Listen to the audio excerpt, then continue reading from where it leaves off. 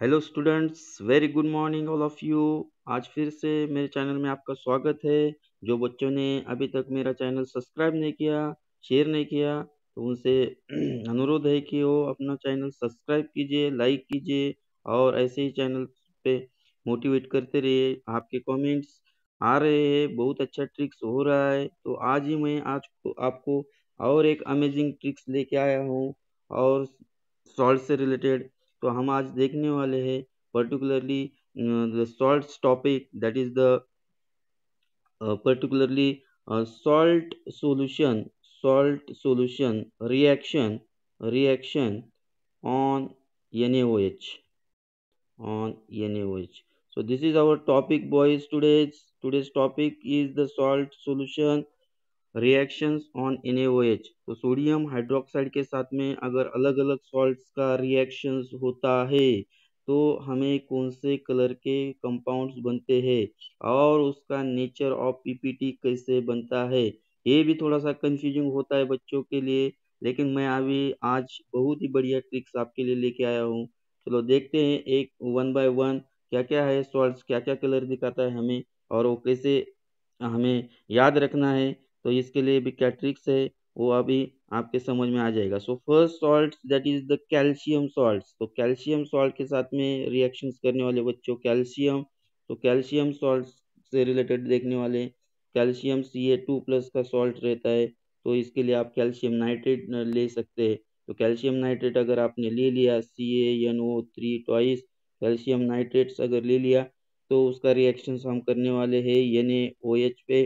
तो बच्चों इधर NaOH में OH ग्रुप दिख रहा है आपको, तो कैल्शियम और OH बनाएगा calcium hydroxides in the form of PPT, means precipitation is going to form in this reaction. Precipitation is going to form, and this is the white color ppt is going to form in this reaction. And the nature of ppt, very important, nature of the ppt is sparingly soluble. तो क्या होता है sparingly soluble?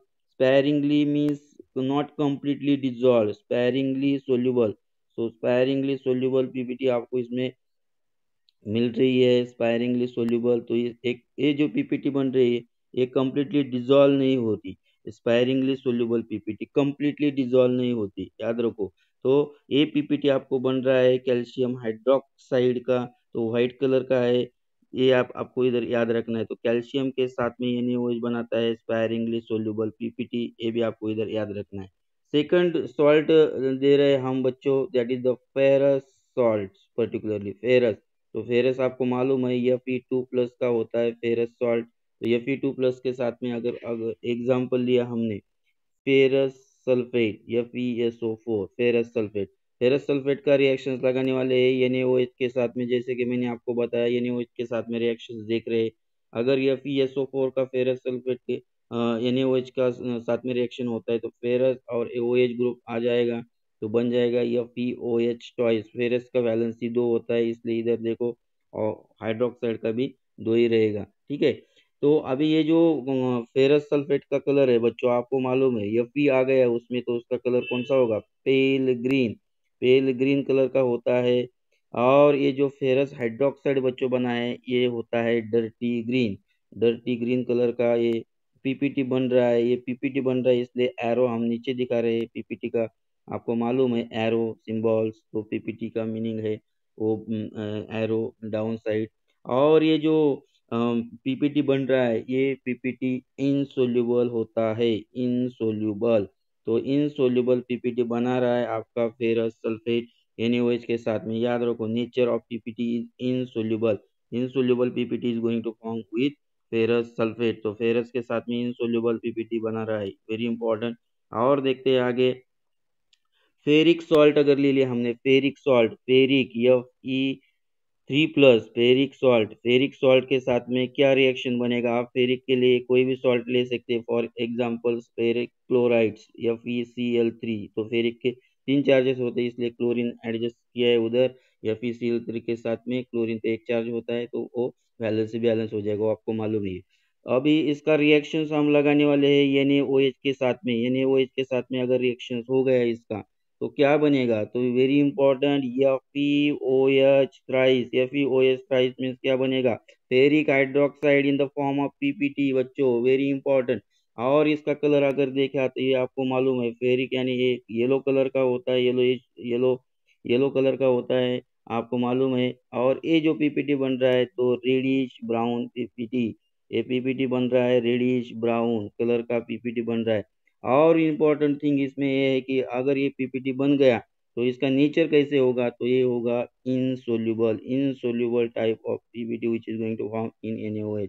तो इसका भी insoluble PPT बना रहा है, यानी वो डिजोल्व नहीं होगा, insoluble means not going to dissolve. ये हो गया आपका फेरिक के साथ में, फेरिक के साथ में भी इनसोल्यूबल पीपीटी बना रहा है। और देखते हैं नया सॉल्ट, उसमें देख रहे हैं कॉपर, कॉपर अगर रहेगा, कॉपर COPPR कॉपर, और इसमें आ गया Cu2 प्लस, कॉपर में आपका Cu2 प्लस सॉल्ट रहेगा। अगर आपने लिया कॉपर सल्फेट, कॉपर सल्फेट अगर ले लिया, कॉपर सल्फेट अगर ले लिया, उसका रिएक्शन हमने NaOH के साथ में लगा दिया, तो आपका जो सॉल्यूशन बनेगा उसमें CuOH ट्वाइस का पीपीटी बन जाएगा, कॉपर हाइड्रोक्साइड, क्योंकि हाइड्रोक्साइड ग्रुप है पहले आपको बताया। और वो कॉपर के साथ में रिएक्ट करने के बाद में कॉपर हाइड्रोक्साइड बनेगा। अभी आपका इसको कलर भी मालूम है, ये तो ब्लू कलर था, इसका जो पीपीटी का कलर है वो हो जाएगा pale blue, pale blue colour का हो जाता है। और इम्पोर्टेंट थिंग, इसका जो नेचर ऑफ पीपीटी है वो भी इनसोल्यूबल है, वो भी इनसोल्यूबल है, वेरी इंपॉर्टेंट। देखिए इनसोल्यूबल क्या क्या आ रहा है, तो एक कॉपर भी इनसोल्यूबल पीपीटी बना रहा है बच्चों, वेरी इंपॉर्टेंट, ये पॉइंट्स आप नोट डाउन करते रहिए, आगे मैं और भी बताने वाला हूँ आपको। अभी देखिए जिंक सॉल्ट, जिंक जो सॉल्ट है उसका Zn2 प्लस से रिलेटेड सॉल्ट है, तो आप इसमें जिंक सल्फेट ले सकते हैं, for example zinc yes ZnSO4, zinc sulphate अगर ले लिया, इसका रिएक्शन हमने फिर से ये सब रिएक्शन हम NaOH के देख रहे हैं बच्चों, इसलिए ध्यान दो, मैं सभी जगह पे NaOH ले रहा, तो इसका आपको सॉल्यूशन में क्या बनेगा, जिंक हाइड्रोक्साइड पीपीटी बनेगा। और उसके साथ में साइड प्रोडक्ट बनते रहते हैं, वो आपको रिएक्शन बैलेंस करने के बाद में समझ में आ जाएगा, अभी तो फिलहाल पीपीटी बता रहा हूँ मैं। जिंक हाइड्रोक्साइड का पीपीटी बनेगा बच्चों। और जिंक सल्फेट एक कलरलेस होता है, कलरलेस, तो इसका देखो इसका कलर जो होता है ये व्हाइट कलर का जिलेटिनस पीपीटी बनाता है, जिलेटिनस, तो जेल जैसा पीपीटी बनता है, इसलिए उसको जिलेटिनस पीपीटी कहा गया है। तो white gelatinous PPT, zinc hydroxide याद रखना है। और इम्पोर्टेंट थिंग इसमें यह है कि ये जो पीपीटी है सोल्यूबल बनता है, soluble PPT means going to dissolve in the solution, soluble PPT बनता है, वेरी इंपॉर्टेंट थिंग है, जिंक सोल्यूबल पीपीटी बनाता है NaOH के साथ में। और इम्पोर्टेंट सॉल्ट्स देख रहे हैं बच्चों, और एक सॉल्ट हम देखने वाले हैं, that is lead, LEAD, lead Pb2 plus उसका आयंस रहेगा। तो अगर हमने लीड नाइट्रेट लिया, लीड नाइट्रेट PbNO3 ट्वाइस ले लिया हमने, ये कलरलेस है, अगर इसका रिएक्शन सामने NaOH अल्कली के साथ में लगा दिया, तो हमारा जो प्रोडक्ट बनने वाला है बच्चों वो बनने वाला है PbOH twice, PbOH twice as the lead's valency is 2, तो OH ट्वाइस बन जाएगा। अभी इसमें जो कलर है ये तो कलरलेस था, ये बनेगा व्हाइट पीपीटी, ये बनाएगा व्हाइट पीपीटी। और ये व्हाइट पीपीटी कैसी होगी, ये सोल्यूबल पीपीटी बनती है, soluble PPT. So soluble PPT is going to form lead with NaOH, तो सोल्यूबल पीपीटी आपको इधर मिल रहा है। और एक इम्पोर्टेंट देखना है हमें, जैसे कि अमोनिया सॉल्ट्स अगर रहेगा आपका, अमोनियम सॉल्ट्स बहुत से बच्चों को मालूम है, अमोनियम सॉल्ट, तो अमोनियम सॉल्ट्स का फॉर एग्जांपल्स क्या रहता है, अमोनियम सॉल्ट NH4 प्लस, ठीक है, अमोनियम सॉल्ट्स हमने देखा है।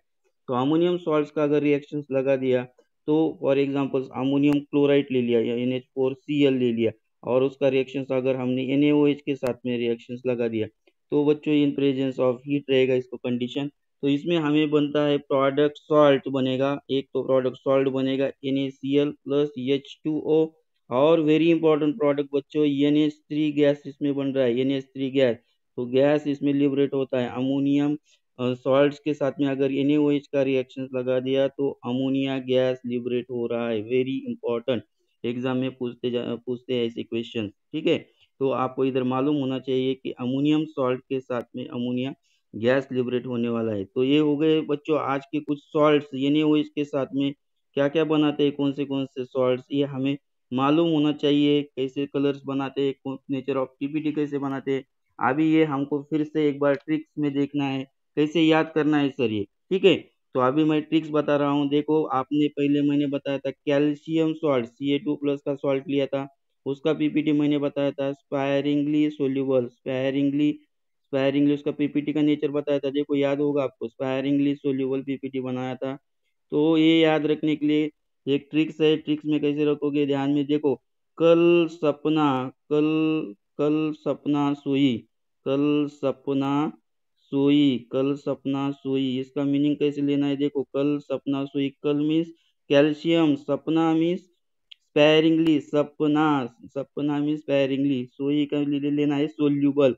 तो कैल्शियम, कैल्शियम है आपके पास, कैल्शियम स्पेयरिंगली सोल्यूबल हो गया इधर। कल सपना सोई, तो कल सपना सोई में लेना है आपको कैल्शियम स्पेयरिंगली सोल्यूबल, हो जाएगा आपका पहला।